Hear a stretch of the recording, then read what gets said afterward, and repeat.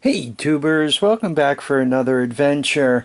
And I ran into a situation when I was working on the Sunel 110 cc motor.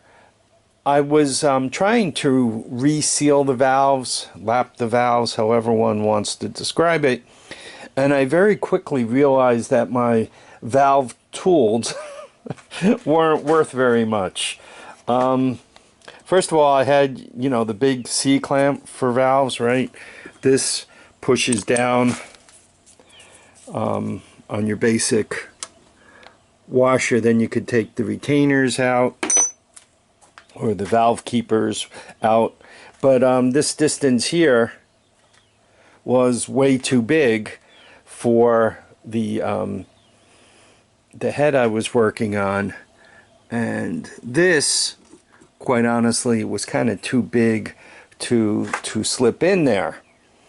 So I kind of fudged around and I got a piece of copper pipe and cut a piece of it out and just used a hose clamp. So I managed to take it apart easily enough, and then I had a really tough time putting it back together again. I ended up using this tool, and the way this tool works is it basically slips down, the bottom of it slips to below the spring, and then the top of it once again pushes down on the washer, and you could put the keepers in. So I basically successfully used this to get everything into place. I got one keeper in, and then the second keeper I kind of got a screwdriver and a hammer and ended up, I'm going to use the word carefully. That's not really the word I would use. I really kind of wonked on it pretty good, and I managed to drive that keeper back into place and kind of move the washer around and make sure that it retained everything. So I was successful, but not really, right? It was kind of real Rube Goldberg. So I made a couple of investments, and let me show you what I got. Oh, and this was the suction cup for lapping the valves, right? Obviously too big. So I just picked this up, right? And you can see it's got the smaller suction cups. Supposedly it's a lifetime warranty. So this should help lapping the valves. And though it says SK on it, I think that means SK made in China, or China and they stole the image SK and put it on the inside of the case so they don't get sued by SK. Now, the way this works is this is the piece that you push down against the valve, and what it does is it kind of hangs on to the keeper, or hangs on to the, I'm going to call it the washer, that's not the right name for it. So it kind of holds on to it, and you got plenty of room in here to theoretically, once you push it all the way down, to work on the on getting the valve keepers in and out of there. And you see you can kind of tighten it from both ends, like this side goes into here, and it snaps in so that you don't lose it. So once you push the valve down, you actually have some room to work. With my Rube Goldberg method, picture the same open thing, except the back of it was closed off.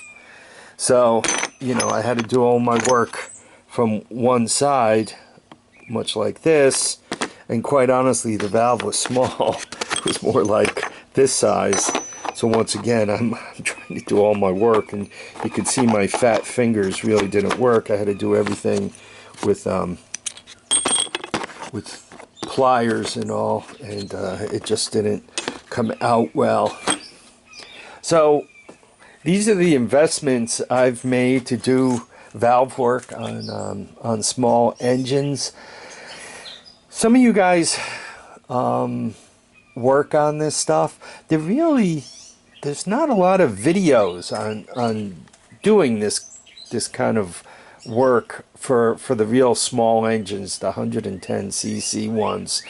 And I had shot some video of the work I was doing, but it was so kludgy and Rube Goldberg, you know, it was kind of like not recommended, you know. It's like showing somebody how to jump off a roof, and then you know, look, I didn't break my leg, right? It's just not. It was just dumb. It just didn't work well. So I just want to show you where I'm going. If anybody works on these really small engines, particularly valve jobs on them, and they have a set of tools that are working really, really well for them, I'd like to see them. In the meantime, next time I have valve work to do, these are the tools I'm going to be using, right? This to take and put things back together again. This to lap the valve, obviously, you know, whatever lapping compound you like. I've been very happy with this hone. I don't know what brand name it is. It's good for 2 to 7, so everything I need, right? So I've been happy. This I really like. It's been doing a good job for me. The next thing I'm gonna do, you know, it's kind of like you buy this at a flea market and it's sitting in a toolbox somewhere. I've already owned these two, and they were sitting in a different toolbox. Obviously, I just purchased this and the red box. This was sitting elsewhere, and this was yet in a third place. What I'm going to do, I'm trying with the organization thing, I'm going to put all my engine tools in that Yukon toolbox over there, right? I could set one drawer aside and just put them all in there. Right now, that toolbox is not the most convenient toolbox to use because there's stuff in front of it, but once I get all this stuff in there, I'll know where to find it. And once again, it's not all floating around and in the way. So, yeah, just a quick video. The tools I use for working on valves on small engines. I want to thank everybody for dropping by to watch and comment and subscribe. By the way, about $10. I think this was like in the mid-20s, 25 bucks, 30 bucks, something like that. I want to thank everybody for dropping by to watch and comment and subscribe. Please remember to keep your feet down, your heads up, and get out and enjoy each and every day. Bye now.